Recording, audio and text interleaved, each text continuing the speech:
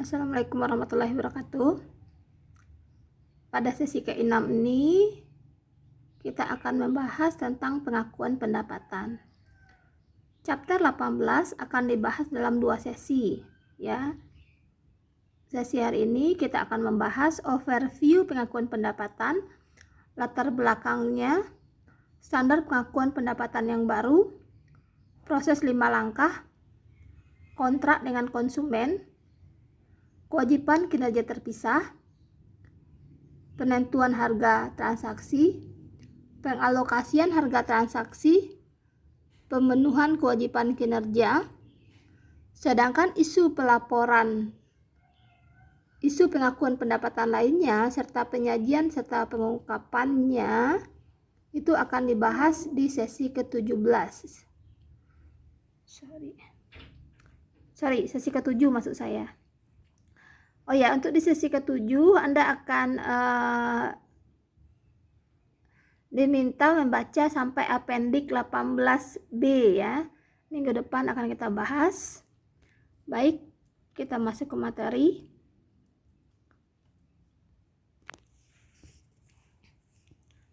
Oke, kita lihat backgroundnya. Perusahaan dengan pendapatan yang tinggi belum tentu memiliki kas yang banyak. Hal ini dapat terjadi jika penjualan yang dilakukan sebagian besar adalah secara kredit dan tingkat tertagihnya rendah. Di sisi lain, pengakuan pendapatan menjadi hal yang sering dipertanyakan untuk berbagai jenis aktivitas perusahaan. Kapan harus mengakui pendapatan?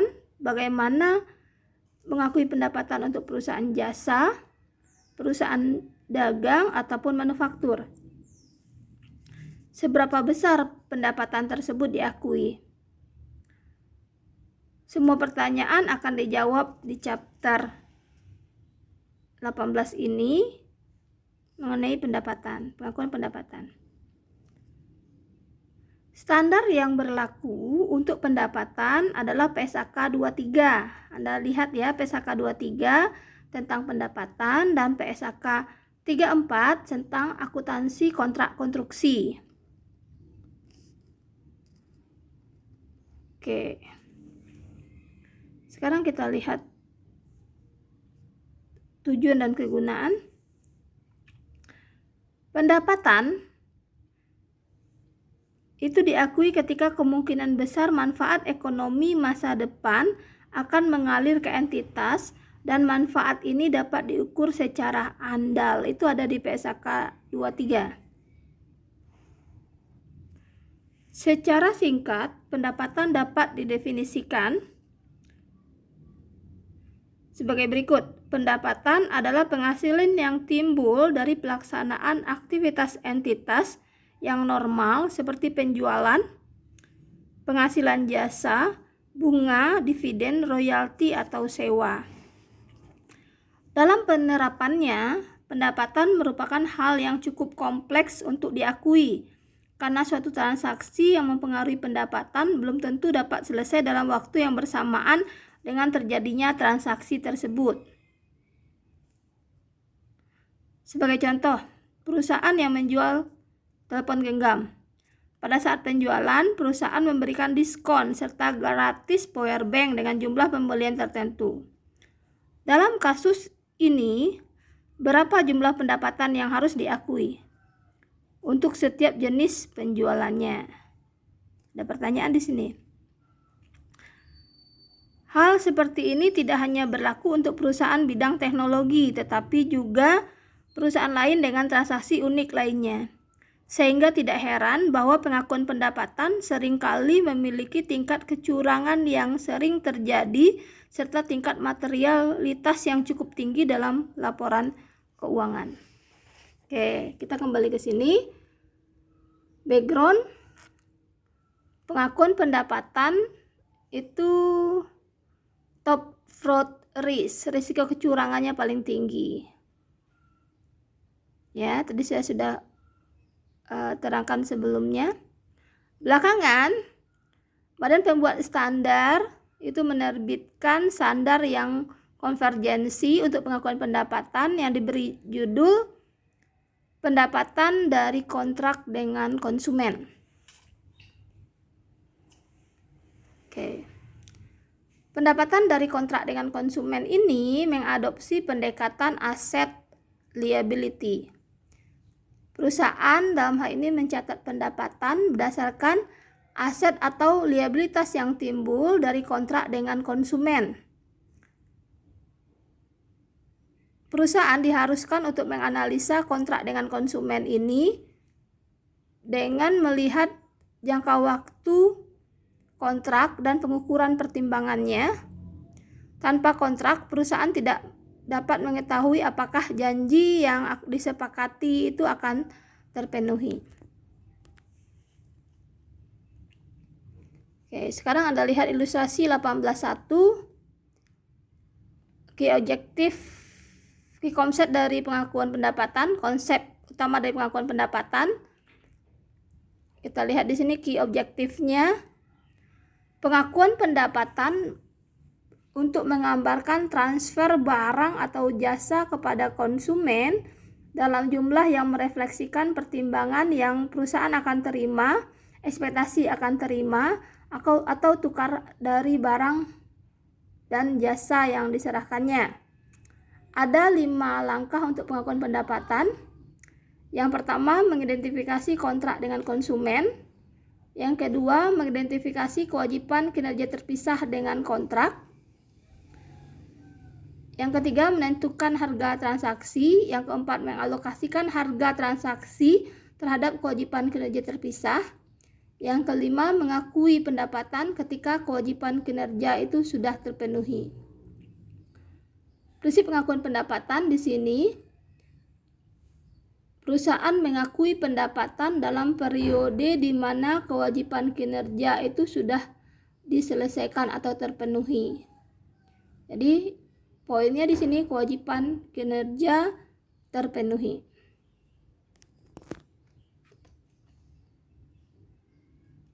Sekarang kita lihat mengidentifikasi 5 langkah proses pengakuan pendapatan. Oke, contoh. Asumsikan Airbus Corporation melakukan menandatangani kontrak untuk menjual pesawat kepada Cathay Pacific Airlines seharga 100 juta euro. Kita lihat langkah-langkahnya. Yang pertama, identifikasikan kontrak dengan konsumen. Kita lihat definisinya di sini. Kontrak adalah perjanjian antara dua pihak yang menciptakan hak yang dapat dipaksakan atas kewajiban tadi. Dalam kasus ini, Airbus menandatangani kontrak untuk mengirimkan pesawat kepada Cathay Pacific. Jadi kontraknya jelas ya, Airbus harus mengirimkan pesawat. Lalu yang kedua, mengidentifikasi kewajiban kinerja yang terpisah dalam kontrak. Airbus dalam hal ini mempunyai satu kewajiban kinerja, yaitu mengirimkan pesawat kepada Cathay Pacific. Jika Airbus juga setuju melakukan perawatan pesawat ini, maka ini ada kewajiban kinerja terpisah yang dicatat atas janji. Nah, dalam hal ini tidak ya. Harga transaksinya dapat dinyatakan dengan jelas. Di sini 100 juta sesuai dengan kontrak. Lalu yang keempat, mengalokasikan harga transaksi pada kewajiban kinerja terpisah. Dalam kasus ini hanya satu kewajibannya, mengirimkan pesawat ke Cathay Pacific. Yang kelima, mengakui pendapatan ketika setiap kewajiban kinerja terpenuhi. Nah, ketika sudah dikirimkan pesawat kepada Cathay Pacific, otomatis ini sudah terpenuhi. Oke, kita lihat satu persatu. Untuk lebih jelas, mengidentifikasi kontrak dengan konsumen. Kontrak dapat secara tertulis, lisan, atau praktek bisnis yang lazim ya. Perusahaan menerapkan panduan pengakuan pendapatan untuk mencatat kontrak dengan kriteria seperti Anda lihat di ilustrasi 18.3.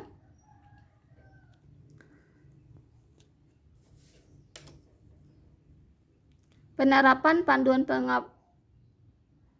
pengakuan pendapatan terhadap kontrak jika kontrak mempunyai substansi komersial, pihak-pihak yang ada dalam kontrak itu berkomitmen untuk melaksanakan kewajibannya masing-masing. Perusahaan dapat mengidentifikasi hak setiap pihak berkaitan dengan barang atau jasa yang ditransfer. Lalu perusahaan dapat mengidentifikasi jangka waktu pembayaran atas barang dan jasa yang ditransfer. Kemungkinan besar perusahaan dapat menerima apa yang sudah diperjanjikan tadi. Nah, perusahaan seharusnya mengabaikan panduan pendapatan terhadap kontrak jika kontrak secara keseluruhan itu tidak dapat dilakukan dan setiap pihak dalam kontrak ini dapat menghentikan kontrak tanpa kompensasi.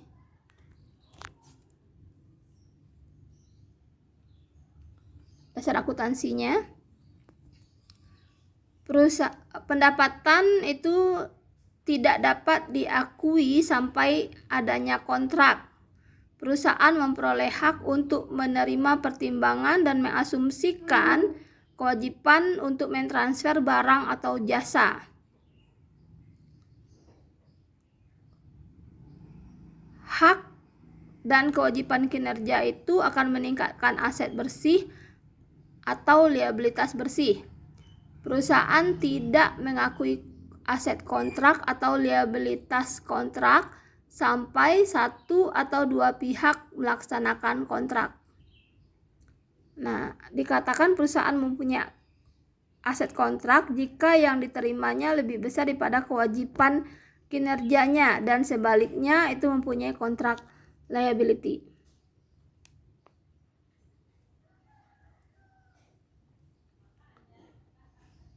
Contoh, pada tanggal 1 Maret 2015, perusahaan M melakukan kontrak untuk mentransfer produk kepada perusahaan S. Pada tanggal 31 Juli, kontrak ini mengharuskan perusahaan S untuk membayar secara penuh sebesar 5.000 pada tanggal 31 Agustus 2015. Kos dari barang yang ditransfer sebesar 3.000. Perusahaan mengirimkan produk kepada S pada tanggal 31 Juli 2015.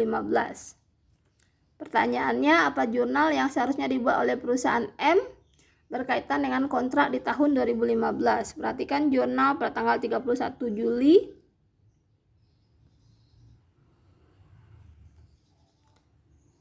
Kontraknya tadi disepakati tanggal 1 Maret ya. Jurnalnya dibuat pada tanggal 1 Juli karena pada tanggal 1 Juli ini di dalam kontrak dikatakan perusahaan itu mengirimkan barangnya kepada perusahaan S. Dicatat piutang pada pendapatan penjualan.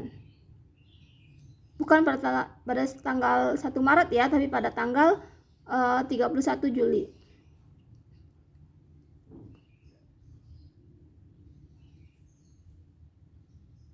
Pada tanggal 31 Agustus, perusahaan mencatat kas pada piutang. Berikutnya, modifikasi kontrak.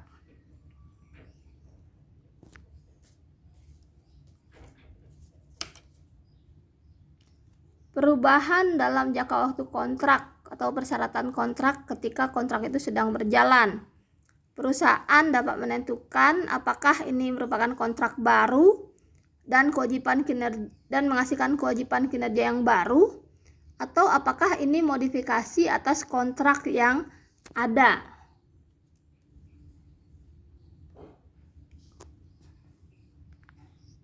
Kewajiban kinerja terpisah dicatat sebagai kontrak baru jika dua kondisi di bawah ini terpenuhi. Yang pertama, barang atau jasa yang dijanjikan itu berbeda. Misalnya, perusahaan menjualnya secara terpisah dan produk ini saling tidak berkaitan antara barang dan jasanya, dan perusahaan mempunyai hak untuk menerima jumlah yang dipertimbangkan akan merefleksikan harga jual mandiri atas barang atau jasa yang dijanjikan. Jika terpenuhi, berarti ada kontrak yang baru. Terpenuhi keduanya ya. Contoh, perusahaan C mempunyai kontrak untuk menjual 100.000 produk kepada konsumen dengan harga 10.000. 100.000 per produknya.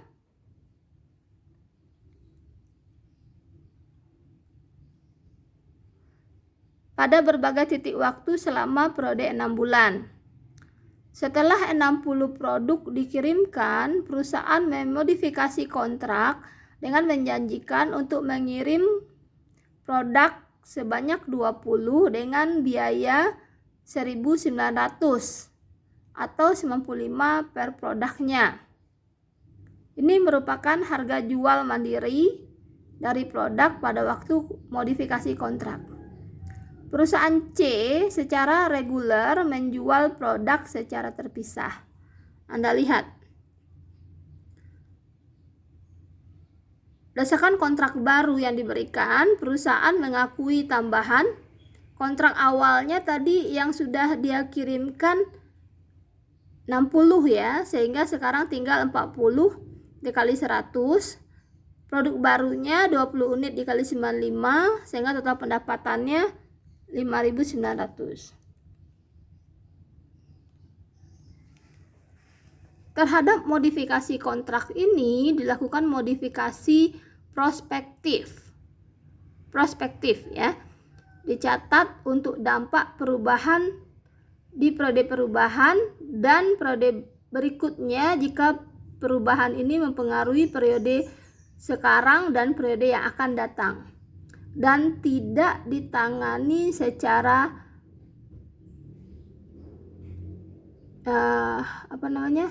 yang sebelumnya itu tidak dirubah ya, tidak ada perubahan atas pelaporan sebelumnya.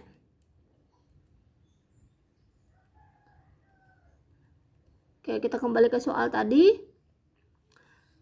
Untuk perusahaan, jumlah yang diakui sebagai pendapatan untuk setiap produk yang tersisa itu pada harga campuran 98,33. Karena produk yang akan dikirimkan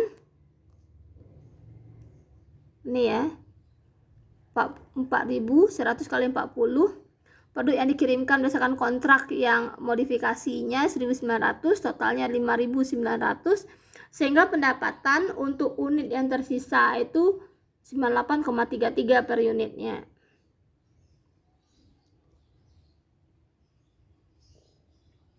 Berdasarkan pendekatan prospektif, harga bauran sebesar 98,33 ini digunakan untuk penjualan di periode setelah modifikasi. Ya, Anda lihat ilustrasi 18.6. Oke. Berikutnya langkah kedua, kewajiban kinerja terpisah. Situasi pengakuan pendapatan, tipe transaksi, Anda lihat di sini tipe transaksi, deskripsi pendapatan, dan waktu pengakuan pendapatan. Ketika jenis transaksinya penjualan produk dari persediaan, pendapatannya dari penjualan diakui pada tanggal penjualan atau tanggal pengiriman. Ketika jenis transaksinya melaksanakan jasa, Deskripsi pendapatannya, pendapatan dari fee atau jasa diakui ketika jasa sudah dilakukan dan ditagihkan. Lalu jenis transaksi lainnya, penggunaan aset, pemberian izin atas penggunaan aset. Perusahaan punya aset, disewakan misalnya, maka akan ada pendapatan dari bunga, sewa, dan royalti. Waktu pengakuan pendapatannya ketika berlalunya waktu atau ketika aset itu digunakan. Jenis transaksi lainnya yaitu penjualan aset selain persediaan. Maka akan ada keuntungan atau kerugian atas pelepasan. Ini waktu pengakuannya pada tanggal penjualan atau tukar tambah. Misalnya perusahaan punya mesin A ditukar dengan mesin B misalnya. Itu contoh dari penjualan aset selain persediaan. Untuk menentukan apakah perusahaan sudah mencatat kewajiban kinerja yang berganda, itu dievaluasi pada kondisi kedua. Apakah produk itu berbeda dengan kontrak? Jika kewajiban kinerja itu tidak tergantung atau tidak berinterrelasi atau dengan janji lain dalam kontrak, kewajiban kinerja itu seharusnya dicatat secara terpisah. Jika setiap jasa itu saling berkaitan dan berinterrelasi, jasa itu digabungkan dan dicatat sebagai satu kewajiban kinerja. Kita lihat contoh.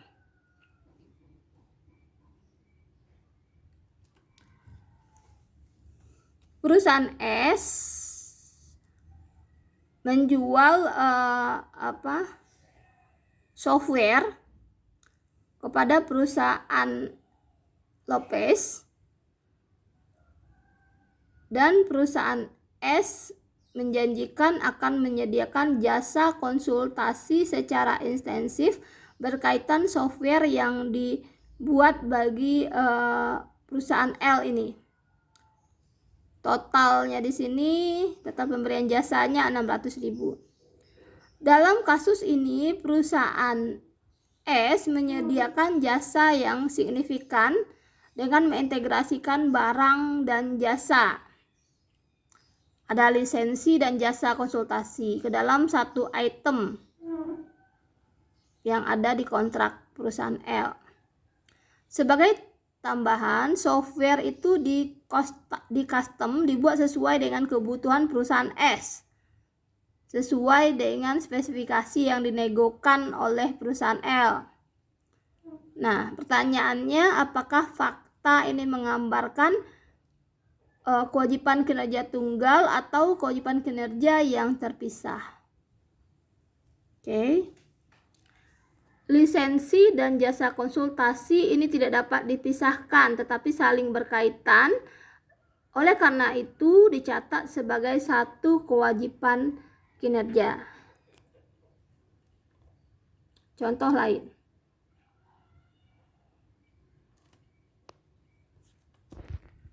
Perusahaan C membuat dan menjual komputer yang memberikan garansi selama 120 hari. Garansi ini disebut dengan assurance warranty. Sebagai tambahan, menjual garansi yang diperpanjang untuk proteksi dari kerusakan selama 3 tahun setelah 120 hari. Ini service warranty. Dalam kasus ini dua kewajiban kinerja itu terjadi ya.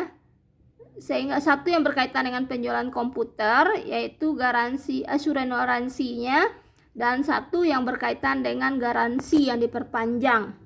Dalam hal ini penjualan komputer dan assurance warranty itu satu kewajiban kinerja karena mereka saling berkaitan dengan yang lainnya. Sedangkan garansi yang diperpanjang itu dijual secara terpisah dan tidak saling berkaitan. Jadi bisa saja seseorang membeli komputer saja ya, dia dapat jaminan 120 hari, dia tidak beli perpanjangan garansinya. Sama ketika Anda membeli handphone, Anda ditawari kan jaminan tokonya misalnya 1 bulan. Anda bisa perpanjang menjadi 2 tahun dengan tambahan biaya sekian. Nah, perpanjangannya ini yang merupakan kewajiban kinerja terpisah. Itu ya, sedangkan handphone dan jaminan toko selama 1 bulan itu satu kewajiban kinerja.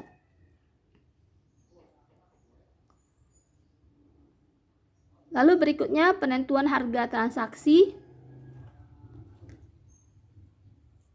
Jumlah yang dipertimbangkan akan diterima oleh perusahaan dari konsumennya. Dalam kontrak seringkali dapat ditentukan dengan mudah karena konsumen setuju untuk membayar sejumlah uang tertentu.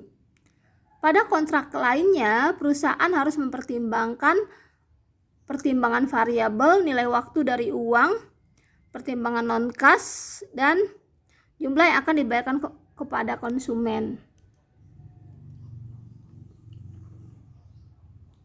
Oke, pertimbangan variabel, harga tergantung pada kejadian masa depan.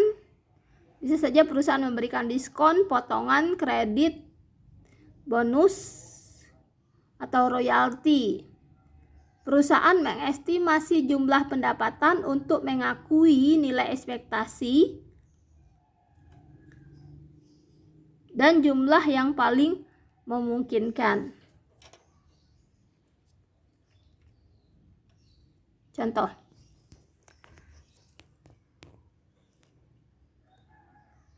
Nilai ekspektasi, jumlah rata-rata tertimbang atas jumlah yang dipertimbangkan dapat dihasilkan. Ini akan tepat jika perusahaan mempunyai kontrak yang karakteristiknya serupa dan berdasarkan jumlah outcome probability yang jumlahnya hampir sama gitu ya.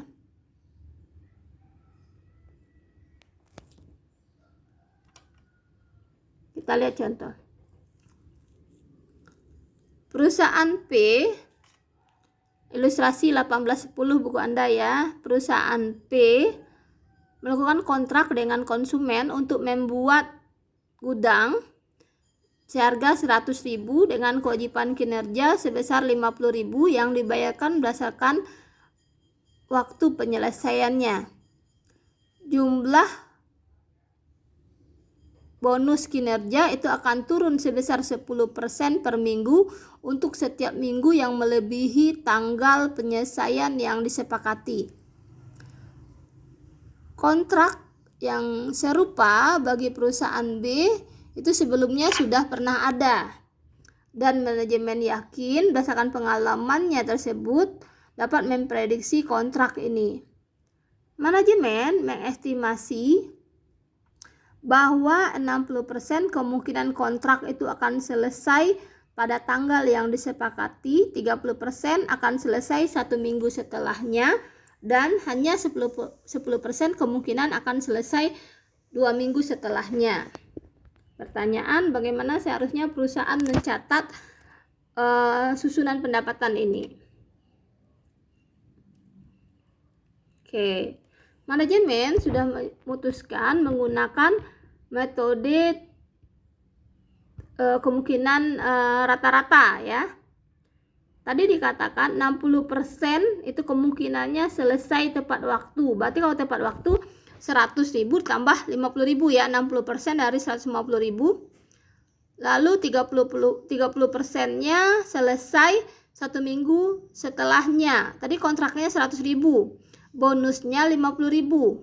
Tapi kalau telat 1 minggu dikurangi 10%. 10% dari 5.000 itu 10% dari 50.000 itu 5.000. Sehingga 100 ditambah 45. 30% dari 145. Yang 10%-nya 10% dari 140 karena kurang lagi 10%-nya. Nah, Anda perhatikan di sini sebesar 147.500. Nah, bagaimana jika manajemen yakin bisa memenuhi deadline yang disepakati dan menerima bonus 50.000. Maka transaksi atau harga transaksi ini akan dicatat sebesar 150.000.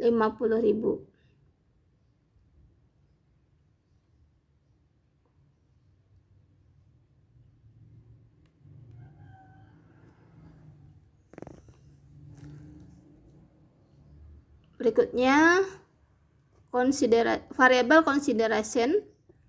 Perusahaan hanya mengalokasikan pertimbangan variabel jika dapat meyakinkan bahwa jumlah itu akan dimiliki.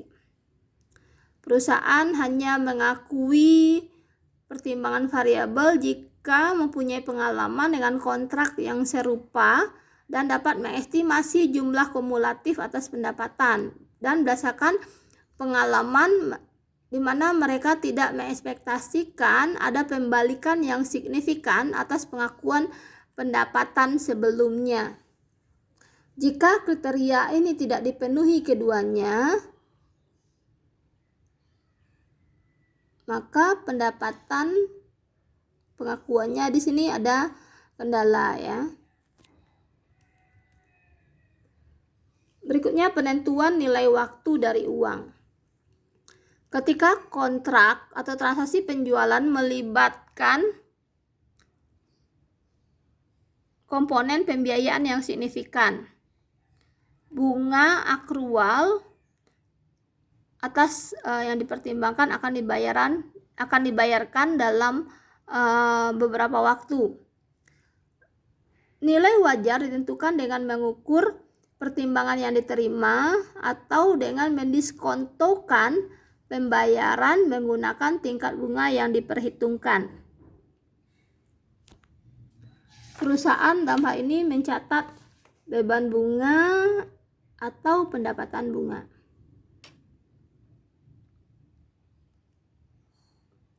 Nilai waktu dari uang. Jangka waktu pembayaran yang diperpanjang. Contoh, pada tanggal 1 Juli 2015, perusahaan S menjual barangnya kepada perusahaan Silva seharga 900.000 dan perusahaan S memperoleh wesel tanpa bunga jangka waktu 4 tahun dengan nilai nominal 1.416.163.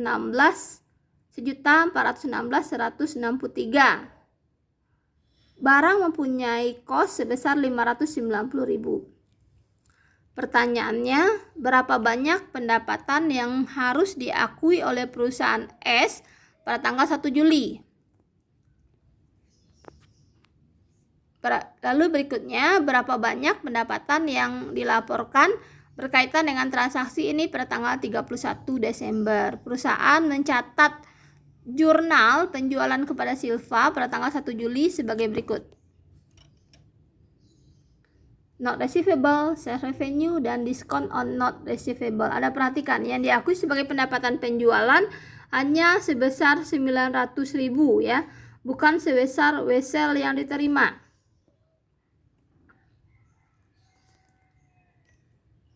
Oke.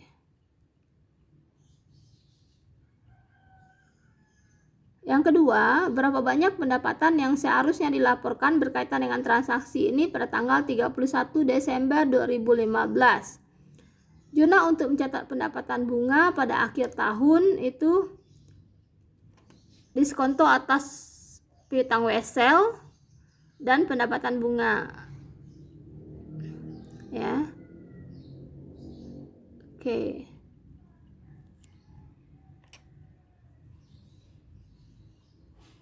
Catatan di sini, perusahaan tidak diharuskan merefleksikan nilai waktu dari uang jika jangka waktu pembayarannya kurang dari 1 tahun.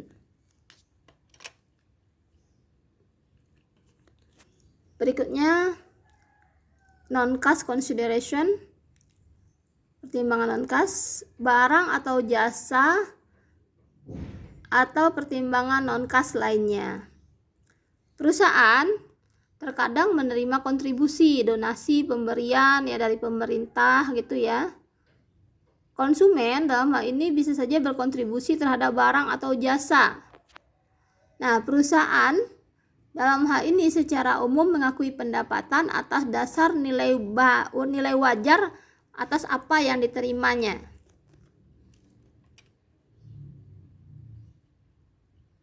Oke.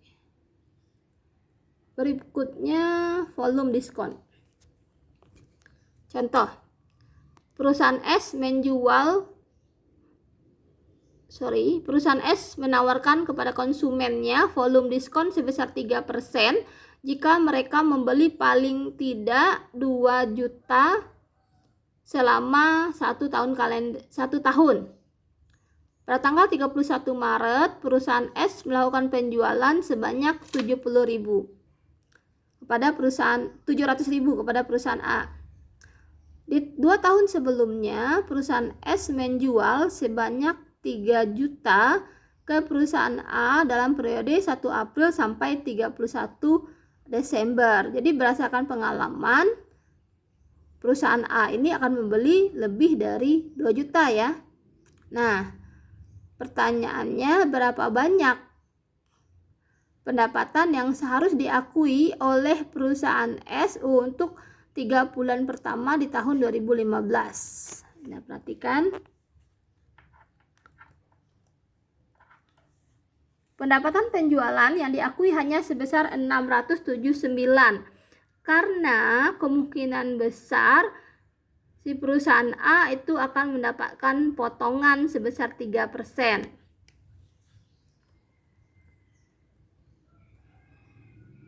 Nah, bagaimana jika ternyata perusahaan A ini tidak dapat memenuhi perjanjian diskon, atau dengan kata lain ternyata 1 tahun dia nggak bisa beli itu lebih dari 2 juta.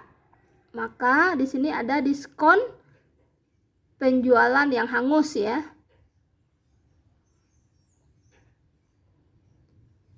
Nah, berikutnya mengalokasikan harga transaksi pada kewajiban kinerja terpisah. Ini berdasarkan nilai wajar relatifnya. Ukuran terbaik dari nilai wajar adalah apa yang perusahaan dapat jual atas barang dan jasanya dengan dasar penjualan mandiri. Jika tidak tersedia, perusahaan harus menggunakan estimasi terbaik apakah barang atau jasa ini dapat dijual sebagai unit mandiri. Anda lihat ilustrasi 18-14. Pengalokasian harga transaksi ada 3 pendekatan. Pendekatan penilaian pasar yang disesuaikan, pendekatan ekspektasi biaya plus margin, dan pendekatan residual.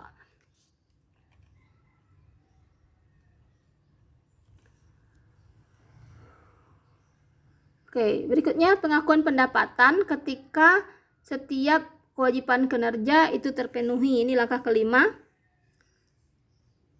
Perusahaan melakukan kewajiban kinerja atau memenuhi kewajiban kinerjanya ketika konsumen memperoleh pengendalian atas barang dan jasa.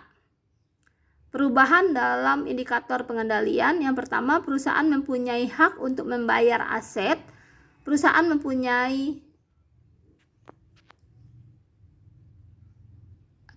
sudah mentransfer kepemilikan hukum atas aset tadi. Perusahaan sudah mentransfer kepemilikan fisik atas aset. Konsumen mempunyai resiko terhadap kepemilikannya dan konsumen sudah menerima asetnya.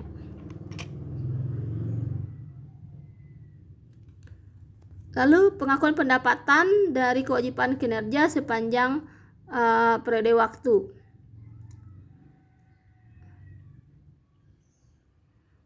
Mengukur progres terhadap penyelesaian. Metode untuk mengukur progres seharusnya menggambarkan transfer atau pengendalian dari perusahaan kepada konsumen. Yang umumnya digunakan adalah metode cost to cost dan metode unit pengiriman. Metode cost to cost ini nanti kita bahas ya di akuntansi kontrak konstruksi ya. Anda lihat di appendix. Lalu